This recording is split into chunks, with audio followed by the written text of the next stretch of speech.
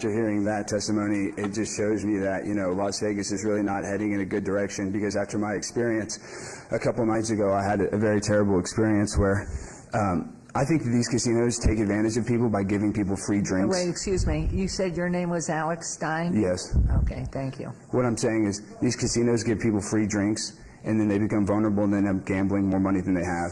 Yeah. And I was a victim of that. And I lost a lot of money.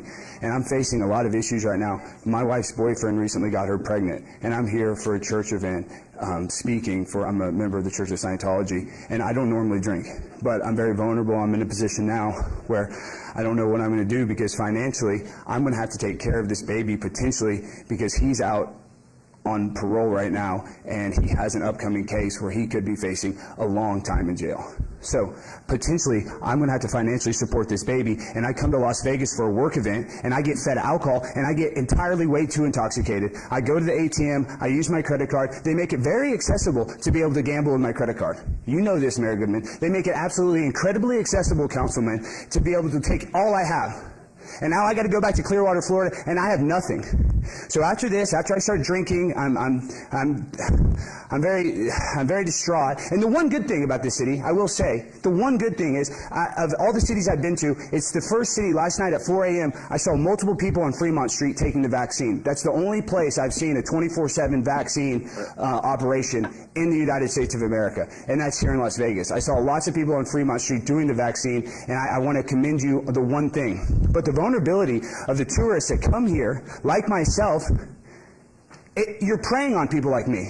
And then I end up meeting a nice Filipino girl. I take her back to my hotel room. Come to find out, I cost money for her service to come to my room. Mayor Goodman. I end up having a good time. We start kissing. We take off her clothes. She has male genitalia. She's a transgender. Mayor Goodman. Excuse me. We're in a public venue, and I think. What happened? So listen, I'm at a meeting. Please, could you please, excuse me, could you please be calm and whatever? You guys are preying on me, Mayor. You know, when I'm out there, I'm vulnerable, and now I have Please. male genitalia with breasts. It's very confusing. How can we track that? How can Excuse. That was the same day you were in Las Vegas.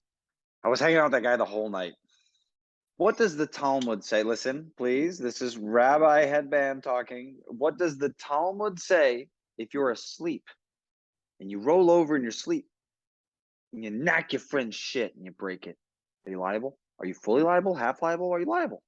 I think you're half liable. You are 100% liable. Fully liable. Don't be a bitch. Okay, you're 100% liable, Mayor. And now, What tractate is this? this is the lactate tractate, dude. This is the milkiest tractate you ever heard in your life. Now listen to this. I'm now gonna one more time for us, please. No, delicious. If you're asleep and you lactate all over your friend's couch, okay, you have to buy him a new field. Okay, so now we take the same premise here. You go to Vegas. You go to Vegas. You open your face hole. You take the liquids. That's it. Done. Metal time!